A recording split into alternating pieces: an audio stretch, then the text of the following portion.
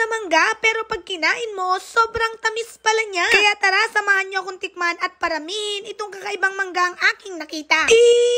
Hello mga bishi! Alam mo ba na mayroong variety ang mangga na nagngangalan na Chukanan Mango? Pero bago nga natin itong tikman, kailangan muna natin pag-aralan kung paano ba paramihin itong ganitong klaseng mangga. Kaya naman, ngayong araw ay tuturuan tayo ni Sir Ed kung paano ba ang grafting of Chukanan Mango tree. Una nga natin gagawin ay pumili ng tamang sanga o sa ibang tawag ay sayo. Pagkatapos ay puputulan natin ito ng mga dahon. Huwag natin basta-bastang putulin mga bishi. Kung meron kayong grafting scissor ay di maganda. Sunod natin gagawin ay kukuha tayo ng stock. Ito yung punla na pagdudugtungan nitong sanga na ating pinutol kanina. Sa proseso ng grafting, una natin gagawin ay piakin itong punla na ating kinuha. Pagkatapos itong ating sayo na kinuha ay gagayatin natin sa magkabilang gilid. Dapat mga bishi ay pantay na pantay, kumbaga patilos dapat yung dulo. Pagkatapos ay tutusok natin ito dito sa ating punla, ipagdudugtong natin silang dalawa. Dapat wala yung space mga bishi ha, saktong-sakto dapat. Pagkatapos ay babalutan na natin ito ng grafting tape para mapanatili ang freshness nitong ating sayon, sariwang-sariwa kumbaga. Sa pagbabalot ng grafting tape, dapat talaga ay sobrang higpit. Magtingin nyo dapat yung grafting tape para naman sobrang higpit talaga at makapit na makapit. Kapag nga ginagawa natin ito, siguraduhin natin na yung dulo ay naka-open lang. Dahil doon susuloy ang ating sanga, o diba bongga? Pagkatapos ay balutan na natin siya ng plastic para hindi siya mabasa. Hindi naman pwedeng si Sir lang ang gagawa. Dapat ako din, learning by doing kumbaga. Unang ratsyada ko nga, palpak agad mga bishi.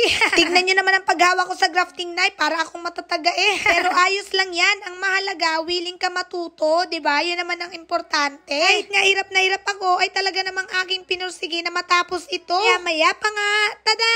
Tapos na ang aking grafting ng Chukanan Mango tree. O diba, may bishian pa yan na nakalagay. Dinilikan ko nga lang siya ng konti at itinabi. Pumunta na nga tayo sa exciting part mga bishi. Susungkitin na nga natin itong bunga ng ating Chukanan Mango. Pero bago yon, pag-follow naman po si Sir Ed Magnay mga bishi. Talaga namang tayo ay matututo sa kanya mga ina-upload na video. O eto, tignan nyo, hilaw na hilaw talaga siya. Sinubukan ko nga siyang kagatin pero sobrang tigas talaga niya, as in. Makapal baga ang kanyang balat, kaya naman kumuha na lang kami ng kutsilyo at aking ginaya. Pagkatapos ay aking ginabnga. Ay grabe mga bishi, bongga talaga siya, walang asim, as in. Ngayon nga lang ako nakakitang manggang hilaw pero matamis. Kalimitan nga sa mga ganitong mangga kapag hilaw ay talaga namang sobrang asim, kagaya ng Carabao Mango. Pero ito talagang aking kinakain ay sobrang tamis talaga niya. Hindi ako nagabiro mga bishi. Ganito nga ang itsura niya kapag nahinog na. Tingnan nyo yung balat, sobrang kapal talaga niya. Ito nga pala ang kanyang itsura kapag hinog na. Tingnan nyo, sobrang dami niyang buhok mga bishi. Masarap talaga siyang sip-sip-sip-sipin. Yung tipong kapag kakain ka nito ay talaga namang iiyong pipiga-pigain hanggang sa makuha mo yung pinakadulong-dulong katas. Sobrang sarap talaga niya mga bishi. Nako, kung kayo, bumili na kayo ng ganitong mangga. Mayroon ngang mga ganyang punla dito kina Sir Ed. Kaya kung gusto niyong bumili, ay pumunta lang po kayo dito sa kanyang bahay. Siya ay matatagpuan sa bayan ng Bungabo. O,